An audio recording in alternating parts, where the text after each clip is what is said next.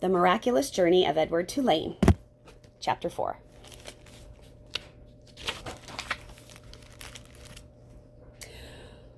Once there was a princess who was very beautiful. She shone as bright as the stars on a moonless night. But what difference did it make that she was beautiful? None. No difference. Why did it make no difference? Asked Abilene. Because, said Pellegrina, she was a princess who loved no one and cared nothing for love, even though there were many who loved her. At this point in her story, Pellegrina stopped and looked right at Edward. She stared deep into his painted-on eyes, and again, Edward felt a shiver go through him. And so, said Pellegrina, still staring at Edward.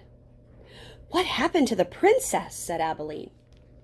And so, said Pellegrina, turning back to Abilene, the king, her father, said that the princess must marry.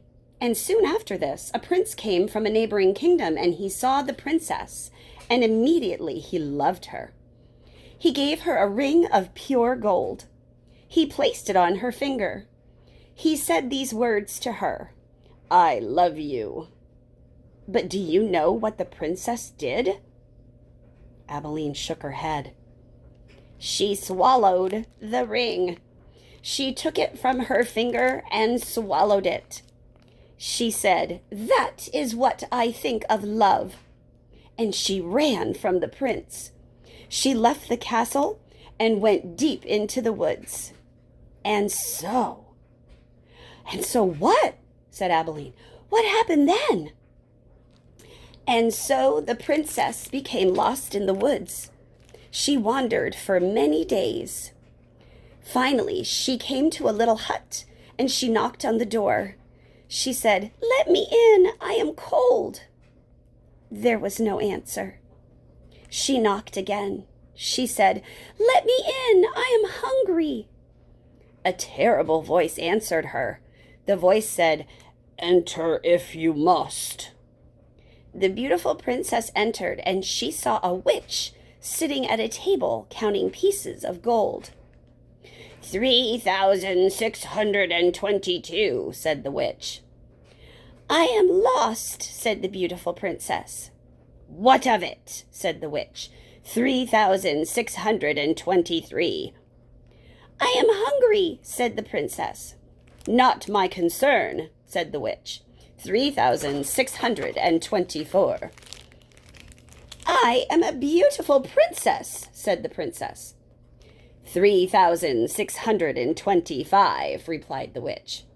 My father, said the princess, is a powerful king. You must help me or there will be consequences. Consequences? Said the witch. She looked up from her gold. She stared at the princess. You dare to talk to me of consequences? Well, very well then. We will speak of consequences. Tell me the name of the one you love. Love? Said the princess. She stamped her foot. Why must everyone always speak of love? Whom do you love? Said the witch. You must tell me the name. I love no one, said the princess proudly. You disappoint me, said the witch. She raised her hand and said one word. Farthfiggery. And the beautiful princess was changed into a warthog. What have you done to me? Squealed the princess. Talk to me of consequences now, will you? Said the witch, and she went back to counting her pieces of gold. 3,626, said the witch, as the warthog princess ran from the hut and out again into the forest. The king's men were in the forest too, and what were they looking for? A beautiful princess. And so when they came upon an ugly warthog, they shot it immediately. Pow! No, said Abilene. Yes, said Pellegrina. The men took the warthog back to the castle, and the cook slid open its belly, and inside it she found a ring of pure gold. There were many hungry people in the castle that night, and all of them were waiting to be fed. So the cook put the ring on her finger and finished butchering the warthog. And the ring that the beautiful princess had swallowed shone on the cook's hand as she did her work. The end. The end? Said Abilene indignantly. Yes, said Pellegrina. The end. But it can't be. Why can't it be? Well, because it came too quickly. Because nobody is living happily ever after, that's why. Ah, and so, Pellegrina nodded. She was quiet for a moment. But answer me this. How can a story end happily if there is no love? But, well, it is late, and you must go to sleep. Pellegrina took Edward from Abilene. She put him in his bed and pulled the sheet up to his whiskers. She leaned close to him. She whispered, "You disappoint me."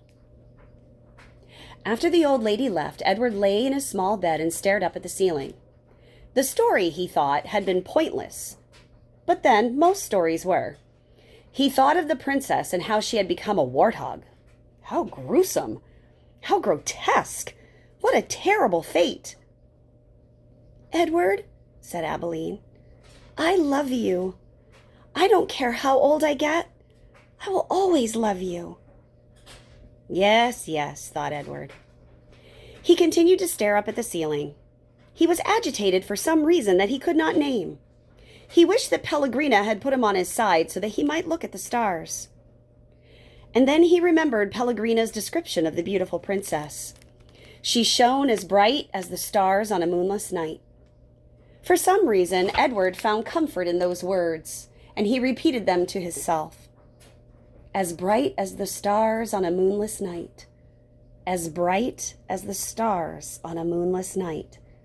Over and over, until, at last, the first light of dawn appeared.